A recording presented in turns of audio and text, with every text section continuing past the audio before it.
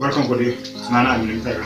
Ina so zan yi magana ma 'yan uwana game da waɗansu mutane da bai kamata suna sauraron su ba. Akwai waɗansu mutane a rayuwa za ka same su a kowane ɓangare na duniya, za ka same su a kowane ɓangare na rayuwarka. Zai yiwu a ɓangaren karatu ne, a ɓangaren aiki ne, ko ma ina za ka same su. Su ne mutanen da suke ƙoƙarin su nuna ma ba za ka iya zama abin da kake so ka zama. Suke ƙoƙarin su nuna ma abin da kake so ka zama ya yi girma da yawa, ba za ka iya zama ba. Waɗannan mutane kamar suna nuna ma cewa ne ni mutum ne wanda bai kamata ka saurare ni ba, ko kuma ni mutum ne wanda ban kai a saurare ni ba. Duk mutumin da zai yi ƙoƙarin ya dakatar da kai ko ya rage ma ƙarfin gwiwa ga abin da kake so ka zama, ba mutum bane ka saurare shi. Za su yi ƙoƙarin su nuna masu mutanen kirki ne saboda su dakatar da kai, kada ka saurare su.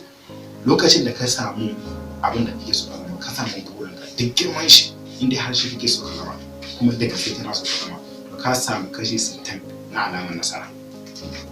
To mutumin da yake nuna ma abin ya yi girma, yana kokari ya karya ma karfin gwiwa ka ne, dan ya ga ba zai iya zama ba, ya ga abin zai mai da kai babban mutum, yana tsoro kuma ya ga ba zai iya zama kai ba, to sai ya kokarin ya dakatar da kai, kada ka saurare shi.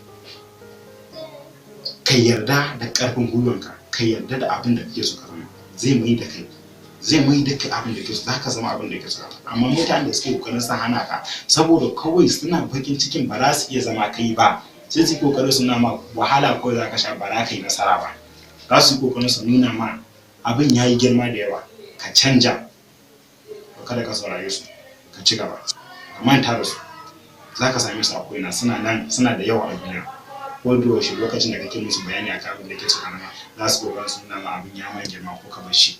Ka ci gaba, duk wahala in ka ci gaba za ka yi nasara wata rana. Kada ka saurari waɗannan mutane, ƙananan mutane ne wanda tunaninsu yana da rauni, shi za su ke kokarin su mai da kai ma mai rauni irin su. Lokacin da ka manta da su, ka ci gaba, za ka zo ka zama babban mutum, za su kasance suna neman shawararka. Saboda haka ka zo ka ci gaba da abin da kake. Duk girman abin da ke so ka zama za ka iya zama, in dai har ka sa shi da niyyar abin da ke so ka zama a rayuwarka, za ka zama.